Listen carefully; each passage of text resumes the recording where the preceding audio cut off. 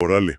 Pues hoy vamos a entrarle a fondo a un tema que, a primera vista, parece historia antigua, pero que las fuentes que tenemos aquí lo presentan casi como ciencia ficción. El tabernáculo de Moisés. Ajá. No vamos a hablar de él como una simple carpa religiosa en el desierto. La idea es tratarlo como lo que las fuentes dicen que era, un modelo divino, un plano del cielo construido en la tierra, lleno de un simbolismo brutalmente específico. Exacto. La misión que nos planteamos es desarmar ese modelo, pieza por pieza. Vamos a ver por qué cada clavo, cada cortina y cada material no era una decisión de diseño humano, sino una instrucción directa. O sea, ¿todo venía de arriba? Todo. La premisa es fascinante. Se le dio a Moisés un plano exacto, en hebreo le llaman el Tavnit, y se le dijo, constrúyelo así, sin cambiarle nada. ¡Guau! Esto sugiere que no estaban construyendo un simple templo, sino replicando una realidad superior. Una réplica. Esa es la palabra clave. Perfecto, pues vamos a desmenuzar este plano celestial. Y lo lógico es empezar por la arquitectura, ¿no? ¿Cómo estaba organizada esta estructura para que funcionara como un mapa hacia lo divino? Me parece perfecto. Mira, la organización era una genialidad en sí misma, basada en una progresión de santidad. Haz de cuenta que eran 3 zonas, una dentro de la otra, como una matriosca rusa de lo sagrado. Ok, 3 niveles. 3 niveles. La capa más externa era el atrio. Este era el primer punto de contacto, un gran patio al aire libre delimitado por 60 columnas y cortinas de lino. Era una zona de mucha actividad. Ahí es donde el pueblo común y corriente podía llegar, ¿no? A dejar sus ofrendas y todo eso. Así es, era el límite para la mayoría. Dentro de ese atrio, los sacerdotes de la tribu de Leví, vestidos con un lino blanco impecable, se movían entre 2 objetos clave. A ver, El primero, el altar de holocausto, donde se realizaban los sacrificios, era grande e imponente. El segundo, un poco más adelante, era el lavacro, una especie de fuente o pila de bronce llena de agua. Y este no era un detalle menor. claro, el tema de la purificación. Para poder seguir avanzando hacia adentro, un sacerdote tenía que pasar por ahí forzosamente. Forzosamente. Tenía que lavarse manos y pies. Era un acto simbólico y a la vez un requisito indispensable.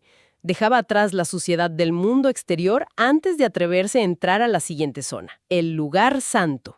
Y es justo al cruzar ese umbral donde las fuentes señalan un cambio de realidad que es alucinante. Totalmente. Me llamó muchísimo la atención ese detalle, que parece clave y que las fuentes subrayan. La luz. No es solo un cambio de lugar, es un cambio total de iluminación, ¿cierto? Completamente. En el atrio, la luz que iluminaba todo era la del sol, la luz natural, la del día a día, la que conocemos todos. La luz del mundo, digamos. Exacto. Pero en el momento en que un sacerdote cruzaba la primera cortina y entraba al lugar santo, que ya era una estructura techada, el sol desaparecía. No había ventanas. La única fuente de luz ahí dentro era la menorá, el famoso candelero de oro de 7 brazos. A ver, detente ahí. Eso es potentísimo. Pasas de una luz universal y natural a una luz artificial, por así decirlo, pero sagrada. Una luz generada desde dentro. ¿Qué efecto buscaba eso? El efecto era transportarte a otra dimensión. Ya no estabas en el mundo ordinario.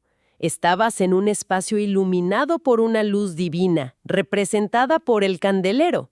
En ese mismo espacio estaban la mesa con los panes de la proposición y el altar del incienso, cuyo humo llenaba el ambiente. Era una sobrecarga sensorial diseñada para dejar claro que habías cruzado una frontera. Ok, pero para llegar al núcleo, al corazón de todo, todavía faltaba la barrera más formidable. Y esa barrera era el famoso velo, el paroquet. Las fuentes citan al historiador Flavio Josefo, quien da un dato que me voló la cabeza. A ver, Decía que el velo tenía unos 10 centímetros de grosor. 10 centímetros.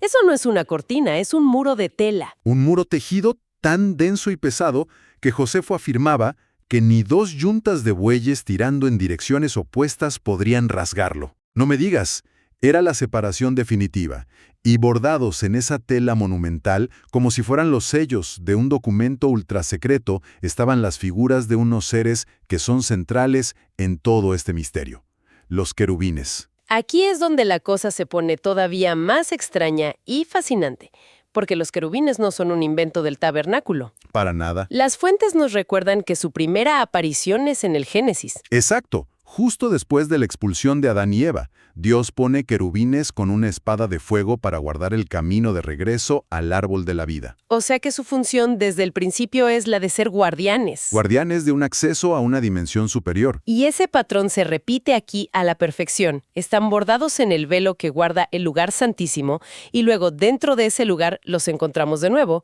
pero ahora de forma física. Esculpidos en oro macizo sobre la tapa del arca del pacto. Ese punto conocido como el propiciatorio o caporet. El mismísimo caporet. Y el nombre es clave. La palabra suena casi legal, como si algo se propiciara o se hiciera favorable ahí. Ajá. Y esa es la raíz. El caporet era visto como el lugar donde la justicia divina y la misericordia se encontraban. Era, por así decirlo, la zona cero del perdón. ¡Wow! El único lugar en el universo, una vez al año, donde el sumo sacerdote podía entrar y hacer expiación por los pecados de toda la nación. No era solo la tapa de una caja, era el epicentro espiritual de Israel. Y justo ahí, en ese epicentro, están los dos querubines, con sus alas extendidas cubriendo ese espacio. Ahora, una de las fuentes usa una definición que me dejó pensando. ¿Cuál? Los describe como excesos dimensionales espirituales. Eso suena a ciencia ficción, no un texto de hace miles de años. A ver, desmenucemos eso. ¿Qué significa en la práctica? ¿Eran como portales o es una metáfora de otra cosa? Es una excelente pregunta, porque el término es moderno, pero la idea es antigua. Piénsalo así. No eran puertas físicas que cruzas, sino umbrales de santidad. Umbrales. Custodiaban la transición entre diferentes estados de la realidad. Marcan el paso del mundo exterior, iluminado por el sol, al lugar santo, iluminado por el candelero. Ok. Y luego marcan el paso final hacia el lugar santísimo, donde ya no había ninguna luz física. La única iluminación era la presencia misma de Dios, la llamada Shekinah. En cada umbral crítico, ahí están ellos. Son los administradores del acceso a lo divino. Ok, entiendo. Son guardianes de umbrales. Pero su descripción física es también muy particular.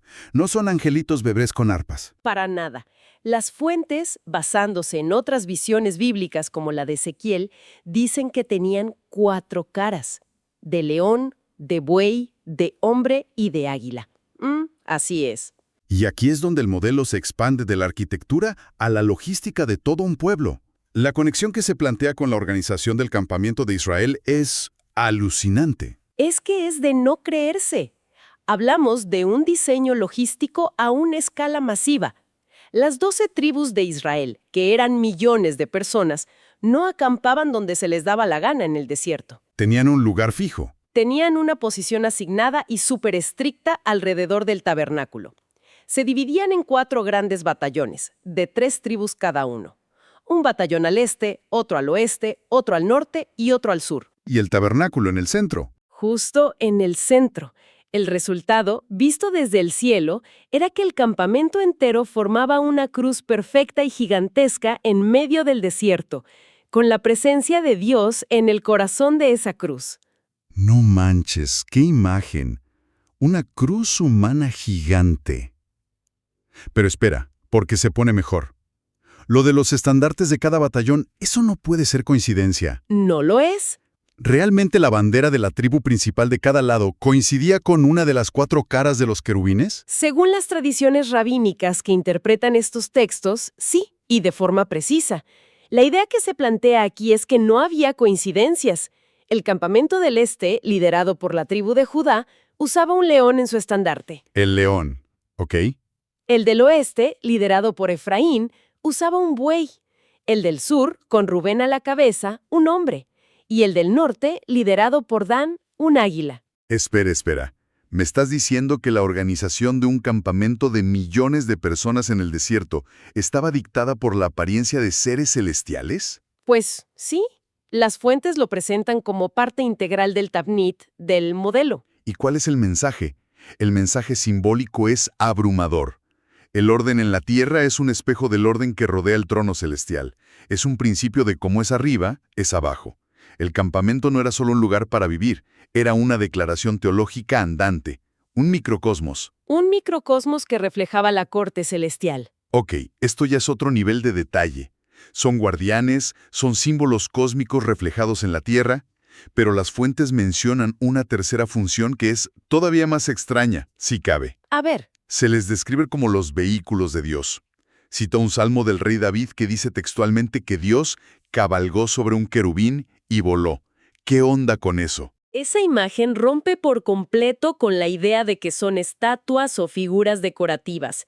La idea se basa en pasajes de los Salmos, de Isaías y sobre todo en la increíble visión del profeta Ezequiel. Claro. Él los describe no como seres estáticos, sino como seres vivientes en constante movimiento.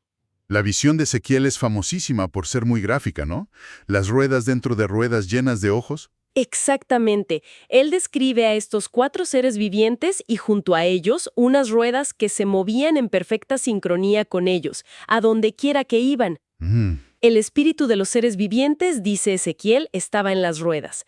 Son presentados como un sistema de transporte celestial, dinámico, inteligente, casi como un carro de fuego, una nave viviente. Una nave viviente. Por eso, la idea de que son los portadores del trono de Dios tiene mucho sentido dentro de esta lógica. Son los seres más cercanos a la divinidad y actúan como su vehículo. Increíble. Guardianes, arquetipos cósmicos y vehículos. Entonces, a ver, ¿cuál es la aplicación práctica de entender todo este modelo tan complejo? ¿De qué le servía a la gente de esa época, más allá de seguir las reglas? Y aquí llegamos al punto clave de todo esto. La aplicación práctica. La idea es que este modelo celestial no era solo para ser admirado, sino para ser imitado. Ok, ¿imitado cómo? Tenía un eco directo en la forma más importante de expresión espiritual, la adoración. Y hay un ejemplo muy concreto. El del rey David, ¿cierto? El mismo. La tradición cuenta que David tuvo una visión muy parecida a la de Ezequiel.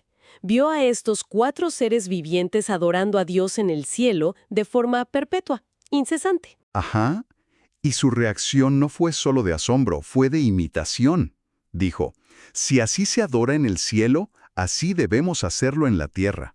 Y entonces replicó el modelo. Lo replicó, nombró a 4 directores principales para organizar toda la música y la alabanza del templo: Asaf, Emán, Jedutún y Etán. 4 líderes, reflejando a los 4 seres vivientes. La implicación es potentísima. La adoración en la tierra no es una invención humana. No es algo que nos sacamos de la manga para sentirnos bien. Es un intento consciente de sintonizarnos, de armonizar con un patrón de adoración celestial que ya está sucediendo. Es unirse a un coro que ya está cantando. Exactamente esa es la idea. Para que nos quede claro, todo esto, la estructura de 3 niveles, los querubines guardianes, la cruz en el desierto, no era solo un ritual complicado, era en esencia un mapa. Un mapa, sí. Un mapa para que el ser humano pudiera navegar de su realidad cotidiana hacia algo divino. Exactamente. Es un arquetipo del viaje espiritual. Y lo fascinante es que, aunque los materiales y el lugar son antiguos, la estructura de ese viaje, la necesidad de purificación, el cruce de umbrales y un encuentro final en el centro, es un patrón que resuena en muchísimas tradiciones espirituales y psicológicas hasta el día de hoy. Es un mapa del alma. Es un mapa del alma. En resumen, hemos desmenuzado el tabernáculo no como una tienda de campaña, sino como un modelo divino a escala. Una estructura con niveles progresivos de santidad, custodiada por estos enigmáticos querubines que son a la vez porteros dimensionales, símbolos cósmicos y vehículos divinos. Y donde todo, hasta la logística de un campamento de millones de personas, parecía ser un espejo de un orden celestial. Y lo que queda claro es que este antiguo modelo se presenta no como un conjunto de rituales obsoletos que ya no aplican, sino como un mapa simbólico, casi una guía de usuario para el acercamiento a lo sagrado. Claro. Muestra que llegar a la presencia divina no es un acto casual, sino un proceso, un viaje con etapas bien definidas.